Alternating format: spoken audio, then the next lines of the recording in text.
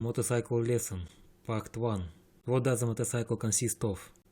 Frame, engine, spark plug, carburetor, subframe, fender liner, air intake, air filter, battery, mudguard, front wheel axle, front tire and wheel, spokes, hub, spikes, front brake disc, rear wheel axle, rear tire, hub,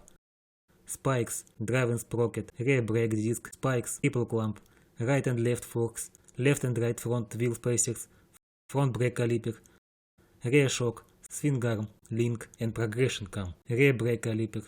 sprocket, chain, full tank, full cap and valve, resonator, muffler, right and left radiators, headlight, front fender, rear fender, right side plastic, left side plastic, seat, handlebar mount, left and right grips, front brake lever, clutch lever, left and right hand guards, right pack, rear brake lever, left pack, gear shift lever, chain grid.